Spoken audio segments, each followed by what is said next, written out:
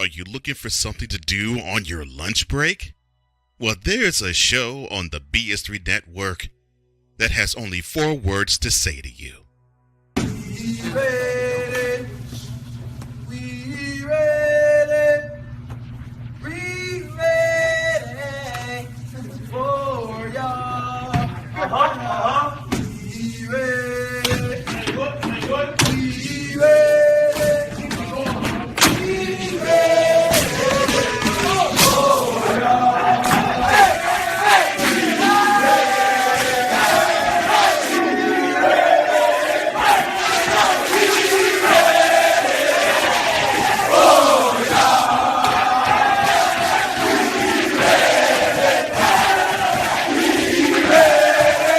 The Lunch Break with AJ, powered by JM&E. Live weekdays at noon Central.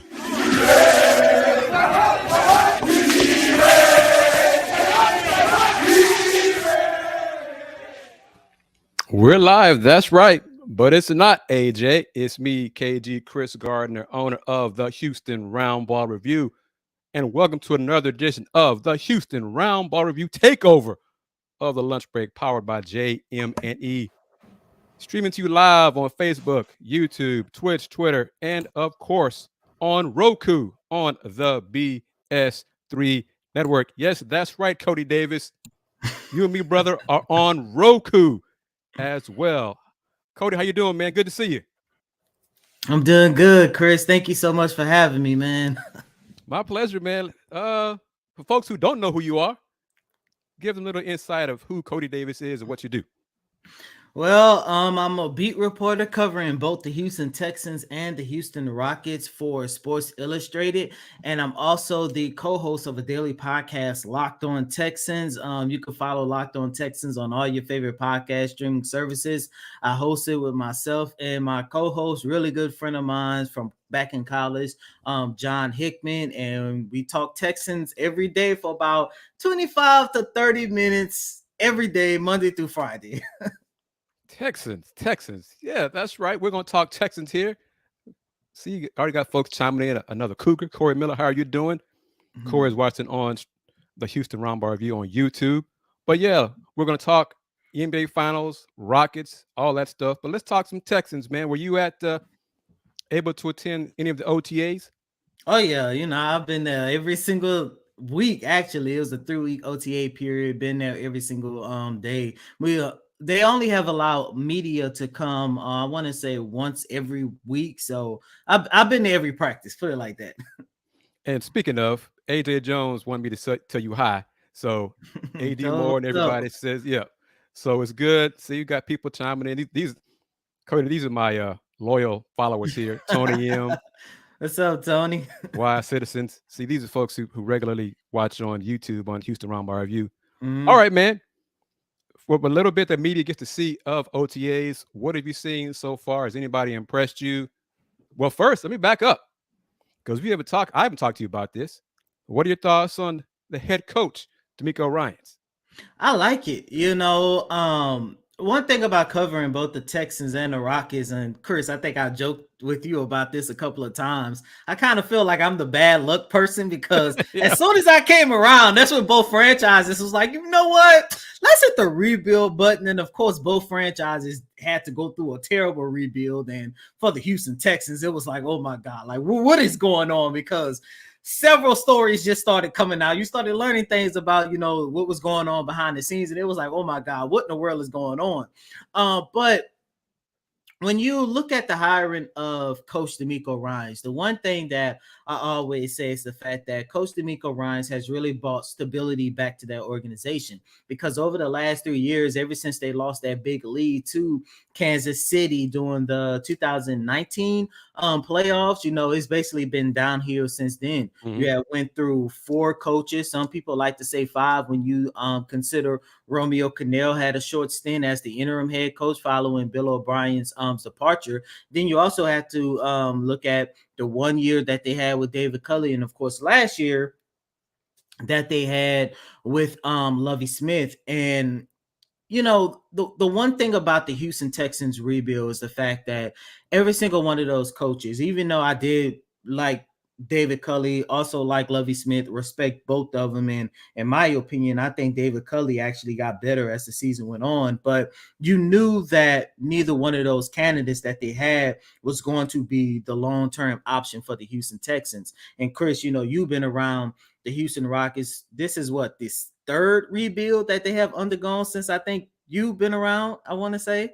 Yeah, that's about right. Yeah. And I think you could attest to this too. Yes, you can bring in the talent. Yes, you could bring in veterans, but at the end of the day, you need to make sure that you have a strong coaching staff. And that is what Coach D'Amico Ryans is. He is a coach that has brought some stability. He has given the Houston Texans a chance to revamp their image. And when you take a look at the staff that he has brought, from the offensive coordinator and Bobby Slowick, the position coaches, the coordinators, like, he has really put together a staff to where you say, you know what? Yes, he is the head coach, but a lot of the guys that he's going to be working with is good enough to not only help the Houston Texans win more games in 2023 and get back to, in my opinion, get even better than what this franchise has ever been, but it's going to help a lot of these young guys that we are anticipating have really good, really long and successful careers with the Houston Texans. I want to give you this shout out as well. Ahmad, glad to see both of us together. I listened to both of you on the Legend Radio show. It was great. So, see, you got fans, I got fans. Salute to you. And I'm glad you're able to join me today. We haven't been able to make it work as often as we'd like, but you're busy, Yeah. I'm busy. And I think we met when you were covering the Cougs, right? I think that's where we met. First time where we met. Yep. Covering the Cougs, that 2019-20 season. Yep. Well, this question for you from Corey. How has CJ Stroud looked to you? He's looked so good. Pause. I had to make sure I say pause, but man, CJ Stroud, you can tell that this young man actually has a future. Actually, on Tuesday was the last day of OTA practices that the Texans allowed the media to be a part of, and I had an opportunity to watch CJ Stroud go through team situationals, and they drew up a situation. Mm-hmm. The offense was down to the defense. I believe it was 17-21. They gave them 1:10 on their own 46-yard line, if I'm not mistaken. And of course, it was the offense job to move down the field and see if they can score. And CJ Stroud, I believe it was his second attempt, if I'm not mistaken. Yeah, it was second and 10. He connected with, I'm trying to remember who that wide receiver was. Anyways, long story short, he connected with a long ball to, I believe it was Philip Dorsett. Not Philip Dorsett. I'm trying to remember the wide receiver name. So it wasn't Tank Dell? Because that was going to be one of my next questions. It wasn't Tank Dell. Was that? Hold on. Let me look at my notes really quick because I wrote it down. No, this is my notes really quick, guys. No, this is live. This is live streaming on Roku, man. You all good. We family here, man. No worries at all. Gotcha. So doing that situational that I just described, the Houston Texans had the offense down 21-17 with 1:10 left in the fourth quarter. And CJ Stroud drove the Houston Texans offense down the field. He went 5 for 7. The best play that he had during that drive, he connected for a 30-yard bomb with Amari Rodgers for 30 yards, and he threw a touchdown pass that ended the drive to Alex Bachman. I'm saying all that just to try to set up a visual of how good CJ Stroud is this early in his career. And even when he's going through his 7-on-7 and 11-on-11 drills and the ball might be tipped or whatever, what I like most about CJ Stroud as of right now, and I know it's still early, is his ball placement. Because even if it's an incompletion, even if it's a drop pass, even if the secondary can get their hands on the ball, it is basically still a perfect pass. And that is something that the Texans was kind of struggling with over the last couple of seasons. And no disrespect to Davis Mills, because I've also seen some improvements in Davis Mills' game as well. But the ball placement that CJ Stroud has, the calmness, the demeanor, like I just mentioned, He led the Texans offense in a fourth quarter situational drive. And before that, Davis Mills had an opportunity to do so. And it didn't work. It worked so well for my guy. Okay. But CJ Stroud, man, these first couple of weeks that we have been able to see him, it's been really good. Like, I'm already seeing a good connection between him and Nico Collins, who I do believe is going to have a really good year for the Texans entering his third season. I know everybody wants to know about Tank Dell, Right. the connection, the 713 connection that a lot of people are already loving. It's already there, man. Like, once again, I understand it's early. It's OTAs, mandatory mini camp start next week. We still got to go through training camp preseason, then the real, season start. But as of right now, CJ Stroud has looked really good. Excellent. Excellent. Well, you touched on a little bit with a little tease. So let me just go ahead and officially ask you about the former, well, he's a Cougar alum, Tank Dell. How was Tank look to you? Just not necessarily with CJ Stroud and that connection, but what have you seen? What have you been impressed by from Tank? One, he's every time he's on the field, he just goes out there and make plays. He's been running with the second team a little bit, but I have noticed that they're going to use Tank Dell. Well, as of right now, it seems like they're going to use Tank Dell a lot as a kick returner because on there's been several moments where they're going through special teams and Tank Dell is one of, if not the primary returner. And it makes sense because their primary returner, I believe it was Tremont Smith, who was one of the DBs. He had that role over the last couple of seasons, but he signed with the Tennessee Titans, if I'm not mistaken, in free agency. But so they need a designated kickoff returner, and that is basically going to be Tank Dell role, at least as of right now, throughout his rookie season. They're going to utilize him in the passing game. And like I mentioned, every single time he's out there on the field, whether it's 7-on-7, 11-on-11, or team situationals, he is going out there and making plays. He has looked really good. He is on the smaller side, but I am not going to stress about that because, Chris, as you know, with college prospects, when they get into the big league and they need to add on weight, they need to add on muscle, they're going to get with the team's strength and conditioning coaches and stuff, and they're going to get them to where they need to be. So actually, I'm one of the reporters that's not about to just dwell on how small Tank Dell look or whatever. The talent is there. I know he's going to get with the strength and conditioning coaches to add on some weight, add on some muscle that is needed. And I think he's in line for a really good rookie season. Excellent, man. And reminding everybody, you're watching the lunch break here, powered by JM&E, streaming to you live on Facebook, YouTube, Twitch, Twitter, and of course on Roku, Coty, on the BS3 network. And if you don't have the BS3 app, get it Roku and download it, or go to bs3network.com. We're going to take this quick break for about 70 seconds and come back. We're going to talk more Texans, more Rockets, NBA Finals, because I got to ask Coty about Steven Silas joining a real franchise. We'll be back momentarily. Take care. If you're looking for a sports program that gives you the flavor. Washington Commanders? Really? This whole thing stinks to high heaven. That pulls no punches. Thuggish act by a thuggish actor. That gives you some humor. Praise everything LeBron does and never criticize it.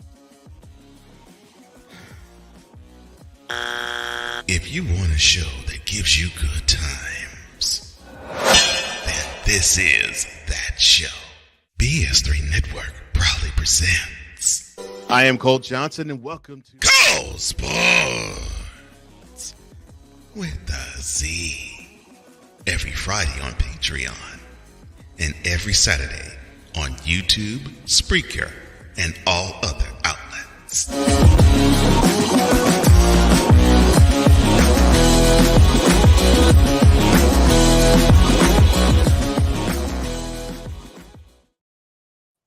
Welcome back to the Houston Roundball Review takeover of the lunch break on Throwback Thursday. Lunch break powered by JM&E. I am KG Chris Gardner, owner of the Houston Roundball Review. And with me today is Coty Davis, Sports Illustrated's Coty Davis. Locked On Texans, Cody Davis. We're talking Texans. We're going to talk some Rockets. He and I go back a few years. He's a bit younger than I am, even though we both, look about the same in age, but that's okay. But we're talking Texans right now. Cody, have you noticed a difference with DeMeco Ryans in charge compared to the previous head coaches? And if so, what's the difference? Oh yeah, like I mentioned, and I think the biggest thing is, when I talk about the respect that Coach DeMeco Ryans has brought back to that organization, the last couple of seasons, there was always like a dark cloud hanging over this franchise. And I'm not about to go into all that because we already know the whole story, especially with the former franchise quarterback. We already know. Now it finally seems like with Coach DeMeco Ryans that this team is finally moving out of that dark era of Houston Texans football. And it's not only promising, but it's like, okay, this is something that we can actually get behind. And, on Tuesday, the last day of OTA practices that they allowed the media to be out there was a handful of former players who was out there showing their support. And that's something that we did not see over the last couple of seasons. Yeah, every now and then Andre Johnson would show up with a couple of people, more so during the Lovie Smith tenure. Didn't see too much during the David Culley era, but that was also the same COVID restriction year. So, that also played into the factor as to why a lot of former teammates didn't show their support. But I've never seen the Texans alumni support that strong until Tuesday. Like to see so many former guys. And you also got to remember that DeMeco Ryans isn't far removed from his playing days, which means a lot of the former guys like Andre Johnson, who was showing their support, even JJ Watt, who, had a couple things to say about this franchise when he first, walked away. I believe it was in 2021 when he joined the Arizona Cardinals. Now to see him show his love, his support, his respect for this organization. It's the fact that is a clear indication and a clear example as to what DeMeco Ryans has done for this franchise. And then on Tuesday, we had an opportunity to talk to tight end Dalton Schultz. And Dalton is one of several players when he's asked, why did you take a 1-year deal to come to the Texans? Because he is, one of the most reliable tight ends in this league. And I'm pretty sure he had other suitors that he could have went to. He came from the Dallas Cowboys, even though I don't like that team, don't like that franchise. Got to respect them. They've been doing their thing over the last couple of years. But he's coming from a playoff caliber team to come join a rebuilding team, a team that has only won 11 games in 3 years. That's terrible. Right. But, to hear him say part of the reason why I wanted to come join the Texans is because of what I know about DeMeco Ryans. It's because I understand and believe in his defensive schemes. And he even joked about how San Fran kicked the Dallas Cowboys out of the playoffs over the last 2 seasons. He was like, Coach DeMeco Ryans is special. And to hear that not only from Dalton, but from several players and even from the younger guys like Brevin Jordan and Nico Collins, who has been here and has seen nothing but a chaotic situation with this franchise in their first couple of years in the league, to hear them all rave about how Coach DeMeco Ryans has changed this franchise, we are seeing it in real time. Excellent. Gotta give a salute to the BS3 Network because, hey, the show is streaming live on the BS3 Network and got to make them happy. So if they're chiming in, we appreciate that as well. How long, Cody, have you covered the Texans? I covered them since 2020. So this is going into my 4th season of covering the Texans. So like I mentioned, the beginning of the downfall. I covered them a little bit in 2019, which was that last good season.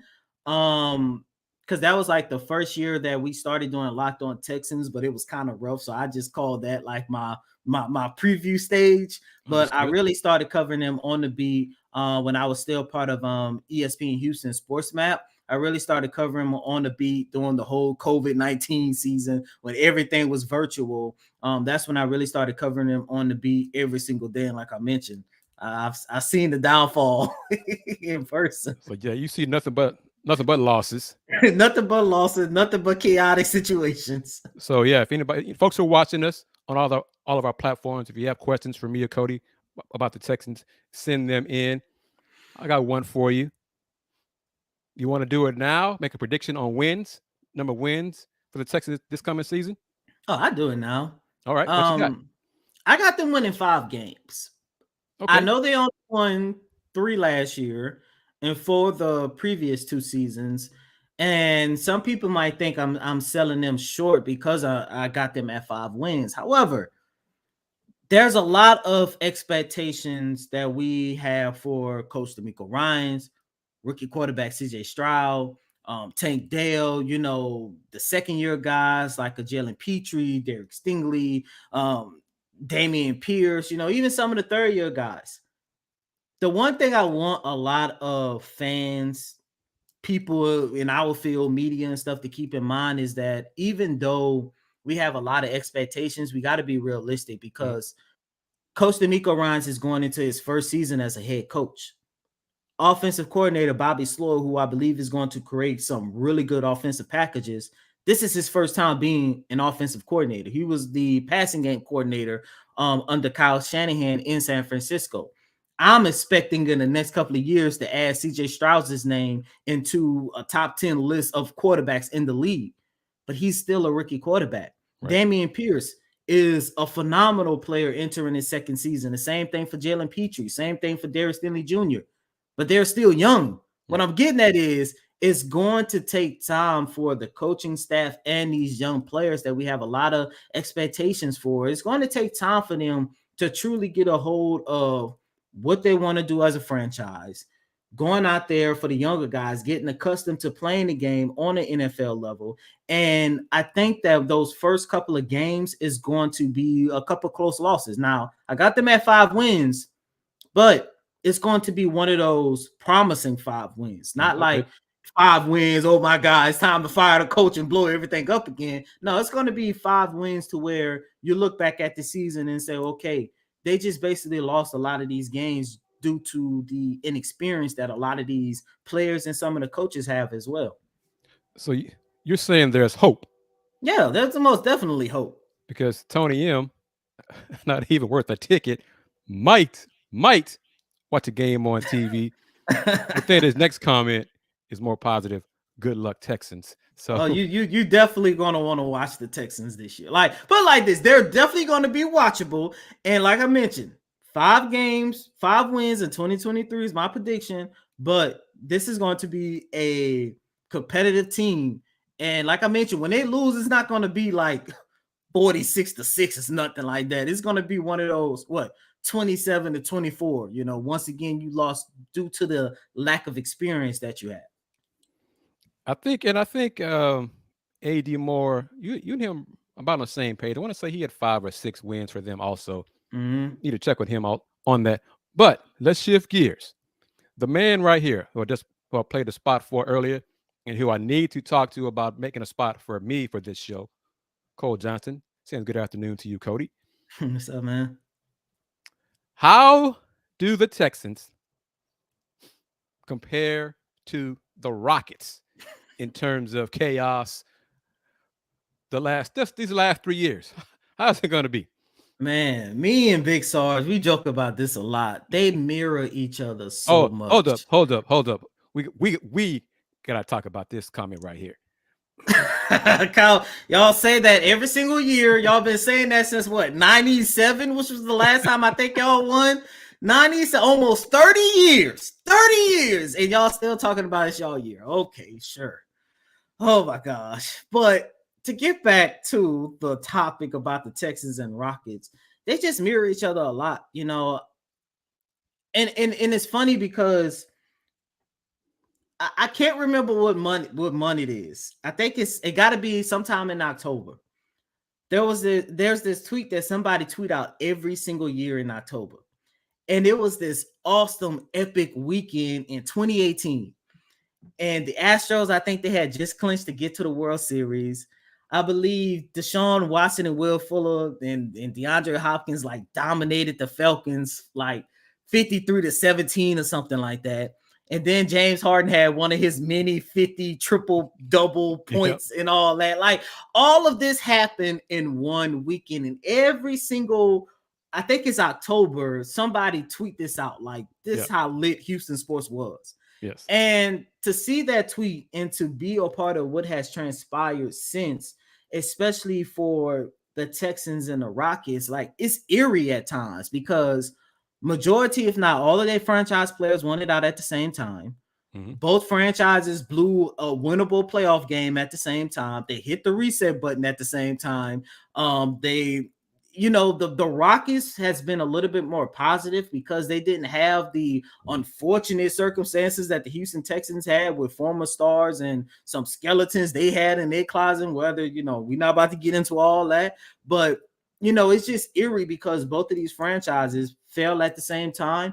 And it's kind of promising that both franchises are looking like this year is going to be the year where they finally take the turn in order to get to that next step in the rebuild. Chris, you was a part of Ime Udoka press conference, and the one thing that we kept hearing is the fact that the Houston Rockets are now entering phase 2 of their rebuild. And even though the Houston Texans didn't, you know, mention phases or anything like that, and general manager Nick Caserio has never, you know, came out and say, oh, this is a rebuild, blah, blah, blah, blah.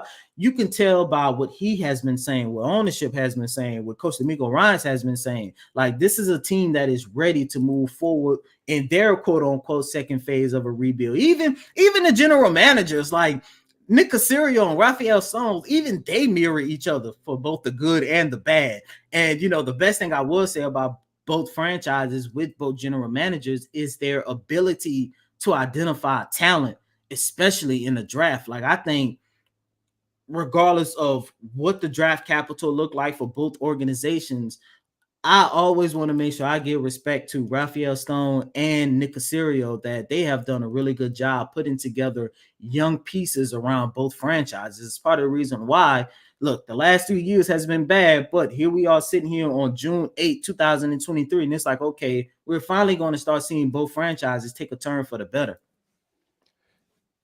I'm going back to the Cowboy fan. I won't refer to him, his team with the nickname that I do refer to them. Yeah, I will. The Cowgirls fan.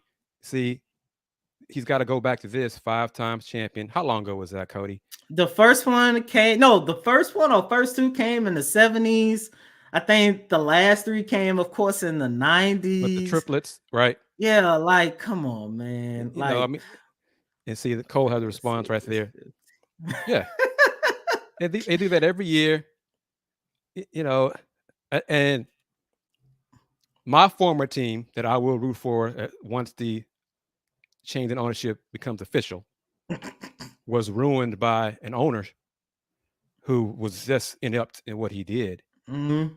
But even the Commanders fans, most of them are open. Their eyes are open to reality. Dallas fans are some of the most blindly loyal fans for no reason whatsoever. Haven't won. And how old are you, Cody? I'm 30. I'll be 31 in July. So almost as long as you've been alive was the last time they went to the Super Bowl. Exactly. But this is our year. Okay. Every year is their year. Every year is their year. Every year, you know. See, why Citizens right there, 30 years. Hey, this is our year. Okay. Be consistent with it. I admire that for you, consistent with it. But oh my goodness.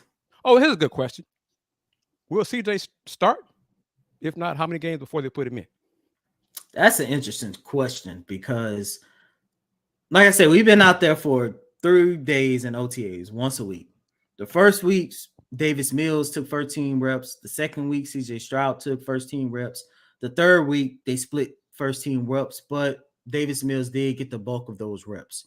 As of right now, I'm going to say he's not going to start come the opening week. I think they're going to give him time to learn from afar. And I know a lot of people might hear that and say, oh my God, why wouldn't they start CJ Stroud week 1?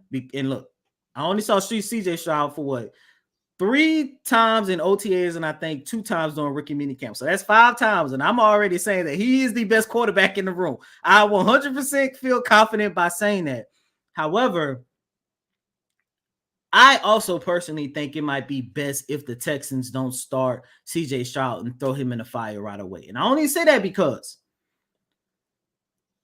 right now, the Texans, as everybody should expect, and don't get too much in the uproar about this because I already knew that this was going to happen. We know between now and leading up to week 1 of the 2023 season, we're going to hear a quarterback competition. You already know you're going to hear that. However, if they do start Davis Mills, do not freak out because I personally think that's best. Only because when I go back and I look at what Davis Mills has went through over the last 2 seasons, we have seen both the good and bad of Davis Mills. And the one thing I noticed is a lot of the good that we have seen out of Davis Mills came after they pulled him from being a starter and gave him an opportunity to learn the game from afar.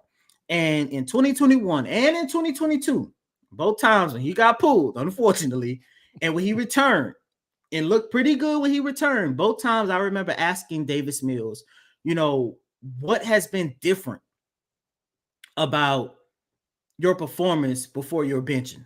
Remember, that was in 2021, his rookie season, in 2022, his sophomore season.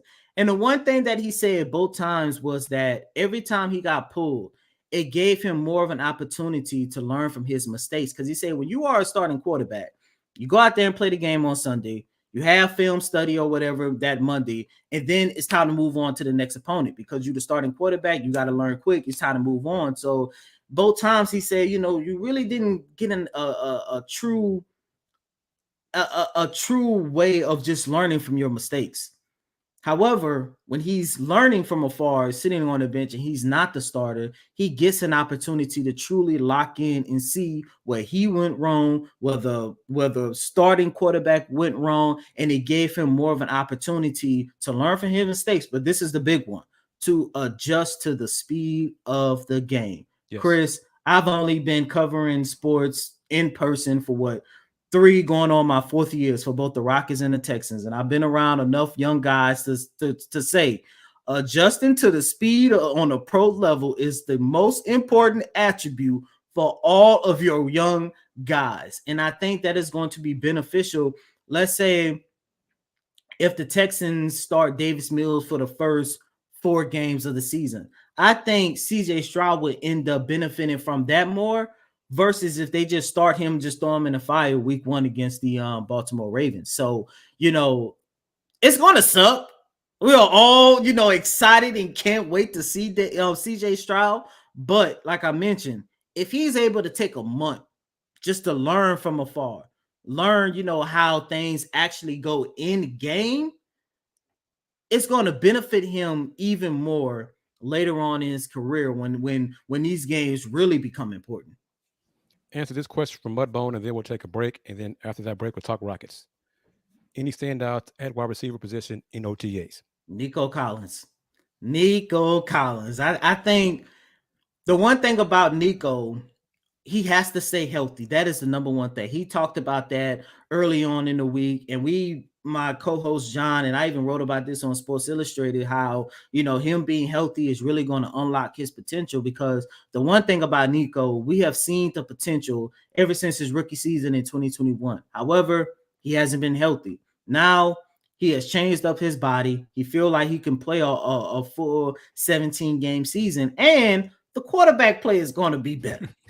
Let me just say that. And I know I just told you guys, that CJ Stroud could benefit from at least starting the first month on the bench, learning from afar, but eventually he's going to take over as the starting quarterback. And when that happens, better quarterback play means a better version of Nico Collins. And Nico is truly starting to, in my opinion, learn how to use his 6'4" stature in order to go up there and just get those 50-50 balls.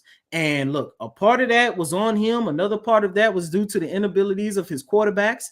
But Another thing that Nico has talked about is how much this new offense under offensive coordinator Bobby Sloyd, has really given him an opportunity to open up his game as a wide receiver. And look, like, I know it's early. We only seen him in 3 practices as of right now, but it didn't matter if it was 7-on-7, 11-on-11, or team situationals.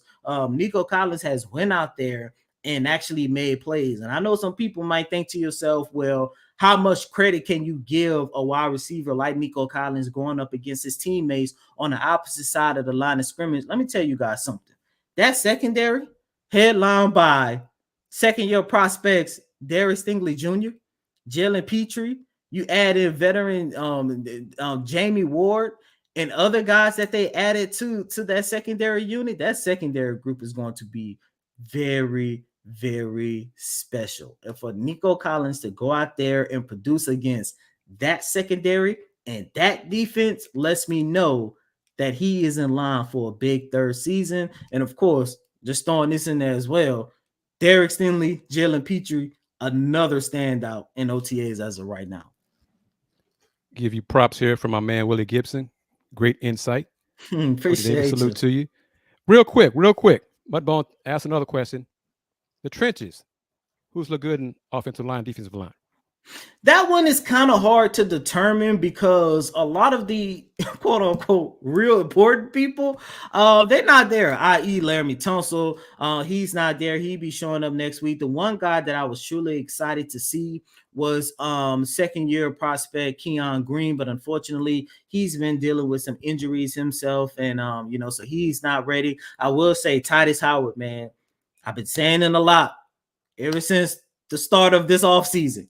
Get the deal done now. Don't wait until the start of the 2023 season, because Chris, what's that saying? Yesterday's prices, is it today's prices? That's right. I feel like every single day that goes by, the price is getting higher and higher. When you look in the trenches, you got yourself a franchise quarterback. That offensive line is shaping up to be really, really good. The right side, Titus Howard, you pair him up with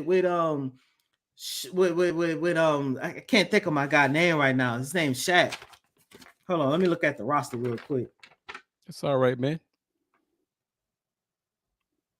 Everybody, Cody Davis give you insight. Got my roster right here. That's all right. Cody Davis give you insight here on the Texans, about the Texans. Shaq Mason. There you go. That right side of that offensive line has looked really good, and that's why I keep saying make sure that if General Manager Nick Caserio doesn't do anything for the start of the 2023 season, lock Titus Howard up now. On the defensive line, a lot of the important guys, same thing. They are not there. However, I would like to say that Jonathan Grenard going into his 4th season, which is going to be really big for him because this is a contract season, he has looked really good in OTAs as well. You're watching the Houston Roundball Review Takeover on the lunch break, powered by JM&E. Be back in 90 seconds. This clip will give you an indication of what we do here on the BS3 network.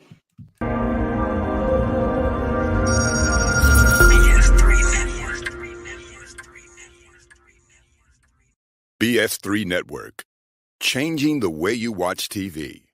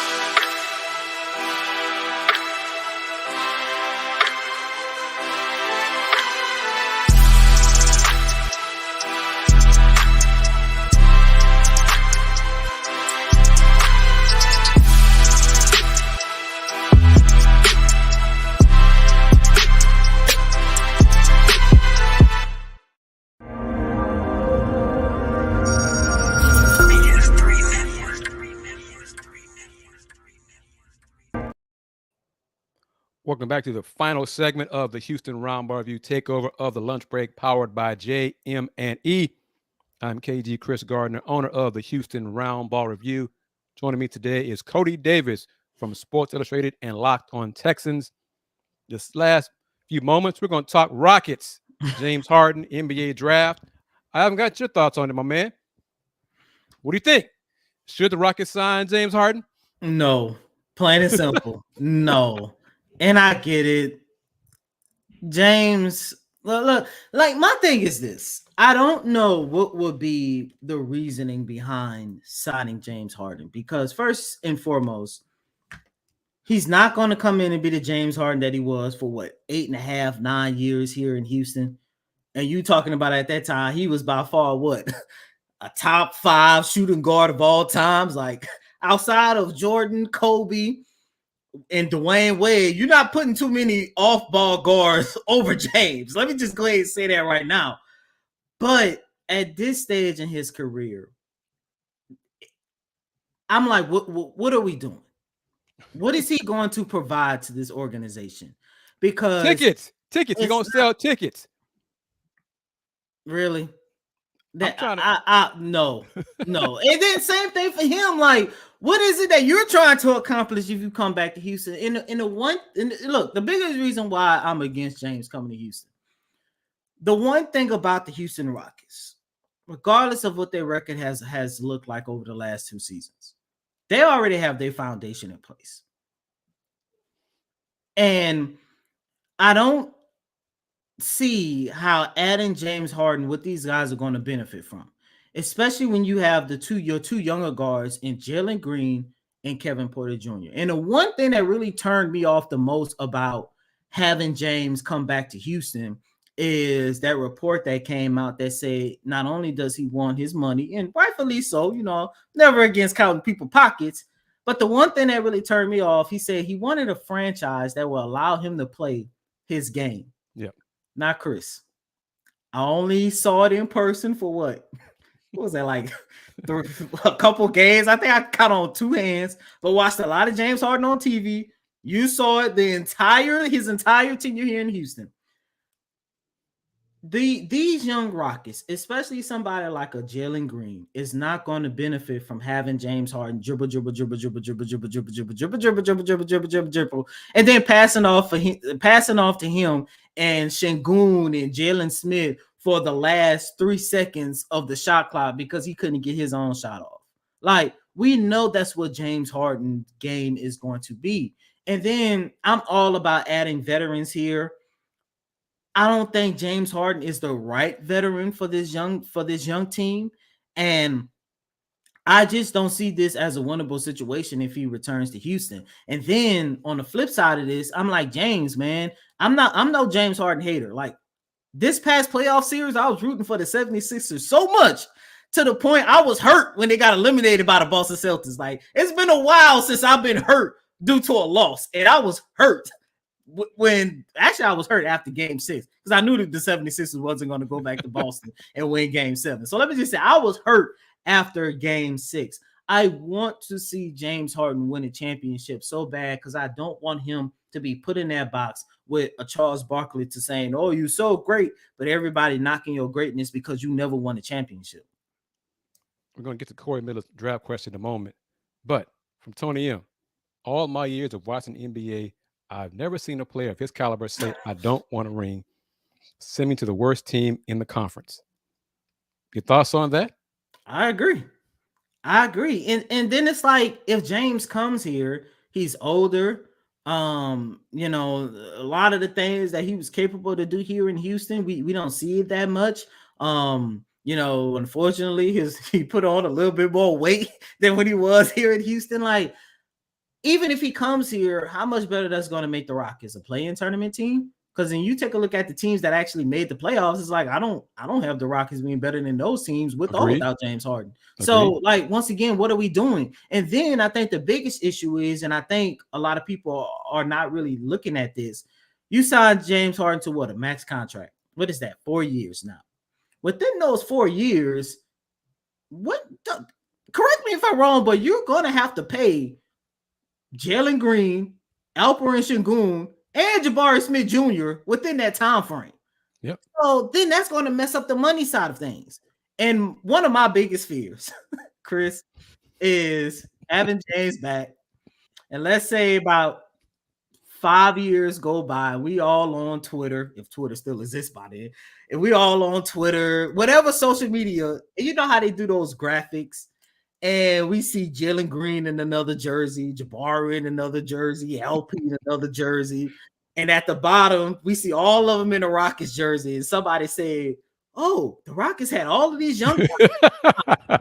My biggest fear, because look, even though the Lakers did get a championship out of it, how many times do we have seen that graphic of D'Lo and Brandon Ingram and Julius Randle and Lonzo, like all of these young guys all together one season with the Lakers because they was young. You know, they traded all of them after they got LeBron. Look, say what you want about the championship, bubble championship or not, even though they Still haven't counted. validated it Still since the counted. bubble, it still count. Yep. But it's crazy to see how all of those young players have thrived. And it's like, man, what would the Lakers be had they just given that young team an opportunity to just develop? They'd probably be in a better situation than when the Asian broke down Anthony Davis as of right now. That's just the way I look at it. And like I mentioned, and I think that's another version of this whole James Harden thing is the fact, how is his max contract going to affect the money? Because at some point you're going to have to pay those three guys that you're looking at as cornerstone, is even other guys like a Kevin Porter Jr. I consider him as a cornerstone player. Whoever you pick up with the number 4 pick, or whoever you trade and move, like I just don't see this being a winnable situation on no end if James Harden comes back for the Houston Rockets and for James himself. We're going to talk draft and get back to the coaching situation. What do you think? You're Rafael Stone, 4th pick. Do you use the pick, keep the player drafted, package a pick in a trade? What do you do, Mr. Stone? Mr. Coty Davis, Rafael Stone? I'm drafting Cam Whitmore from Villanova. Now, are you doing that because I want him to go to the Pistons? Is that why you're doing that? No, I'm doing it because the Rockets, like I mentioned, they already have their cornerstone in place. They got $60 million in cap space. You got the number 4 pick in the draft, and you got the number 20th pick in the draft. I'm hoping that the Rockets, Rafael Stone, and whoever else he's making these decisions with, whether it's Ime Udoka, whoever, I'm hoping that they go with fit other than talent. Don't go after talent. Don't go after a big name player just because it's a big name player. Because like I mentioned, you already have your cornerstones in place. And I think this is going to be the year that Jalen Green definitely take that leap. Kevin Porter Jr. has already showcased that he's already on that verge of taking that leap. You bring in Ime Udoka, who's a defensive-minded coach, and I think that's going to be very beneficial for a guy like Jabari Smith Jr. and Tari Eason. Of course, you got LP in the midst of all this. So there are some holes that you need to fill, especially at the 3 spot. And I love KJ Martin, but that is a position where they can upgrade. Just go out and draft Cam Whitmore because that is fit versus talent. I know a lot of people are high on Ahmad Thompson. I think that's how you say his name. I've heard amen. Amen. I know it's not amen. I know it's not amen. I think it's a men. I don't know. It's not amen. I know that for a fact. But even when you take a look at one of the Thompson twins, like, yeah, there's talented, but what benefit is it going to be to add another ball dominant guard to this team when you already got 2? That's pretty good as of right now. Like, what are we doing? It's not hard. Go and get somebody that can help you in transition. Cam Whitmore. Go and get somebody that's going to help you on the defensive side of the ball. Cam Whitmore. Go and get somebody that's going to help you on the glass, both on the offensive end and the defensive end. Cam Whitmore. It seems like an easy decision to me. What if the other twin can do that at the 3 spot? The other twin can do that, but and then it's another thing. I'm not big on neither one of the twins. No disrespect to them, but I'm not picking neither one of those twins with the number 4 overall pick because I think that's too high coming from a program to where you're basically just playing against high schoolers. I had my doubts about the G League, but after watching Jalen Green for over the last 2 years, I think G League is the way to go if you don't go to college or go overseas. Overtime elite, I got a seed, and as of right now, I haven't really seen anything. Like, I've seen highlights from the Thompson twins. I did my film study and stuff. There's nothing that has stood out to me about neither one of them, and that's no disrespect to neither one of those guys. But if one of those twins are on your list, I think it might be better if you trade down and draft him. And when you trade down and draft him, then you're looking at the other twin. I think the other twin is Asar Thompson because he's fit that role that the Houston Rockets need to upgrade at that 3 position and be somebody that can help you in transition on defense and on the glass. Well, ESPN's draft guy had Asar going to the Rockets at 4. So would you? Like I said, I'm not big on the overtime elite program. Like I said, I gotta see because I had my doubts about the G League, and what was that game? The 3rd game of his career against the Boston Celtics. Jalen Green dropped 30. I'm like, okay, G League is the way to go. Then you got Scoot Henderson. Okay, G League is the way to go. But I like I said, I gotta see it. I just have my doubts. All right, we got 5 minutes left. Your thoughts on Coach Udoka as the head coach of the Rockets? First and foremost, share a tip for my guy Steven Silas. Really gonna miss Silas, but I think Coach Ime Udoka was the best hire. Because the one thing that he provides to this team that they definitely lack is defense. And when you look back at his 1 year with the Boston Celtics, the Celtics was one of the best defensive teams in the league. And that is an area that they definitely need help with. And look, Chris, you know how I feel about my guy, Steven Silas. I was rooting for him to get that 1 more year to pick up that option. Just give him 1 more year. Trust me, I was. But I understood it, and it was time for both parties to move on. And I think Coach Steven Silas is going to do a really good job in Detroit helping, develop those young guys. And the reason why I'm so big on Coach Steven Silas is the fact that he definitely has a niche about how the way he developed young guys. And he has done that for 20 years. We talking about guys from Baron Davis, Kemba Walker, to now Luka Doncic, to guys that have their name in GOAT conversations, LeBron James, Steph Curry, and now you can add Jalen Green, Jabari Smith Jr., and Kevin Porter Jr. into that list. Like, he knows how to develop young talent. He knows how to develop early young talent. And the work that he has done to get Jalen Green, Jabari, Kevin Porter, LP, they're like on the cusp of a breakout. You move on from him, you add in Coach Ime Udoka. I think Coach Ime Udoka is going to be that coach to finally get this organization with those guys alone back to being a respectable franchise, back to being a competitive franchise where we're not looking up in the second quarter and they're already down by 20 points. No, like, he's definitely going to change the dynamic in what the Rockets were missing over the last couple of seasons. And look, I can't lie, I am a little excited to see what Coach Ime Udoka is going to bring. If he's waived, should the Rockets pick up Chris Paul or even trade for him if you're the Rockets? Don't trade for him. I would say pick him up, but I definitely know Chris Paul ain't coming here. I already know that's a done deal. You remember how he left this organization and the things that went down. But honestly, I wouldn't be mad if they brought Chris Paul back. I would prefer Chris Paul back than James Harden. I only say that because you already know how beneficial Chris Paul can actually be to a young rebuilding franchise. Just take a look at what he did for the Oklahoma City Thunder. And he instilled so much into that. They're still thriving off that 1 year that he had. And when I say thriving, I'm talking about how the way he was able to help all of those young guys. Like, I would be okay with a Chris Paul reunion, but I definitely know that's like for Chris Paul at least way down the line. And for those watching on YouTube and Twitch, Twitter, Facebook, etc., and of course Roku on the BSU network, Jarris Walker, Cougars, Jarris Walker. I've seen one mock draft, I think it's CBS Sports. Gary Parrish, I think it was Gary Parrish, had Jarris Walker and Marcus Sasser going in the first round, both to the Pacers. Jarris at 7 and Marcus at 29, if not 26. So I wouldn't be shocked if Marcus is not, if he doesn't go in the first round. with the 31st pick in the 2023 NBA draft, the first pick of the second round, the Detroit Pistons select from Houston guard Marcus Sasser. I don't believe I don't think he'll fall past 31 in Detroit, but I'm just saying all of that. All right, my man, a lot of fun. Thank you very much. I got to close it out with an official segment, business-wise, but in the final minute, how can folks get in touch with you and follow you on social media, Coty Davis?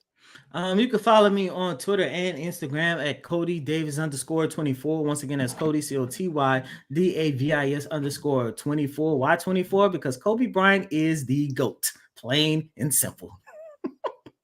Yeah. Okay. NBA Finals, real quick prediction. Nuggets in 6. I think Miami got one more. I'm rooting for Miami, but I got Nuggets in 6.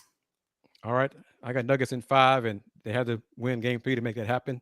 To give it a shot. So they did that. They're the better team. Yeah. If Denver plays their best ball, Miami plays their best ball, Denver still wins. But it's up to them to do that. If they don't, then Miami can win. Yeah. All right, everybody. Cole Sports, BS3, Ben, Asleep, Tony M, Corey Miller. Thank you very much for chiming in, participating in this edition of the Houston Roundball Review Takeover of the Lunch Break, powered by JM&E. Thanks, Coty Davis, very much, my man. We'll do it again. Hopefully, when you got time to do it. You're smart, man. You know your stuff. I'm proud of you. I'm glad to see you keep grinding. I try to, man. I try to. You know, I learn from guys like you. So, I mean, I'm always happy to see youngsters on that grind. And you've been on that grind. And hopefully the Texans and the Rockets, you'll start seeing some wins. Please, I need I need to write and say the word win a little bit more often, man. All right, we'll close it out. Thank you, everybody. AJ Jones, thank you for allowing me to host again on this edition of the Houston Roundball Review Takeover. Final moments from Miss Sybil Wilkes with what you need to know. Everyone, take care. It's Sybil Wilkes with what you need to know. Today is Thursday, June 8th, 2023. Number 1, the Ocala, Florida woman accused of fatally shooting her neighbor Friday evening was arrested Wednesday morning. Susan Lawrence was charged with numerous crimes, including manslaughter with a firearm, culpable negligence, battery, and 2 counts of assault. The manslaughter charge carries a 30-year prison term, and Lawrence said that she acted in self-defense. The arrest was made after the Marion County Sheriff's Department completed its investigation into the 58-year-old white woman who allegedly shot through the door of her home, fatally wounding 35-year-old Ajike A.J. Owens as the African-American mother stood with her son on the doorstep. Number 2, philosopher and activist Dr. Cornel West announced his 2024 presidential campaign as a member of the People's Party Monday. Since his shocking announcement, criticism of West has emerged on Twitter regarding his questionable allegiances, referencing his support of Governor DeSantis' education policies, his membership on the Classic Learning Test CLT Advisory Board, and his membership with the People's Party, all of whom seem to participate in conservative anti-wokeism rhetoric. Number 3, male breast cancer is rare, but the American Cancer Society estimated in 2021 well over 2,500 men were diagnosed and about 530 men would die from breast cancer. Like Black women, Black men face similar health disparities when it comes to breast cancer. Not only do Black men have a 52% higher rate of contracting the disease than white men, they're also 76% more likely to die, even with similar treatment. Unfortunately, reasons for the elevated risk of breast cancer in Black men are largely unknown, but may involve a multitude of risk factors, including genetic and non-genetic factors. Number 4, Marcus Vaughn is a Black man who used to be an assembly line worker at Tesla's Fremont, California factory. In 2017, he filed a lawsuit against Tesla, claiming that it was a hotbed for racist behavior. In response, Tesla CEO Elon Musk allegedly sent an email to factory employees saying Vaughn should have tougher skin and accept the apology from the company. In court, Vaughn claimed he has sworn statements from other Black employees who were bothered by racist graffiti spray painted in the factory and the use of many racist terms, including boy, monkey, and the N-word. Number 5, Solera, a Tampa biotech company, is working to develop non-hallucinogenic medications that can be used to treat a wide range of mental health disorders. By removing the hallucinogenic properties of drugs like LSD, MDMA, and psilocybin, also known as magic mushrooms, they hope to remove the potential of unpleasant side effects and create more approachable versions of psychedelic neurotherapeutic drugs. Over the last decade, increased interest in psychedelics and their potential for treating mental illness has emerged from an unexpected corner: the veterans community, especially those who are dealing with PTSD. Here's your daily inspiration from Yogi's Jewels. Those of us who love really hard will suffer great loss. Time and space are the gifts that we give to ourselves to grieve. Join me today live on YouTube and Facebook at 7 p.m. Eastern, 6 p.m. Central with mental health wellness contributor Aprilette Russell as we discuss today's top headlines and more. Thank you to our What You Need to Know partners, the American Heart Association and Black Health Matters. I'm Sybil Wilkes. Be informed, be empowered.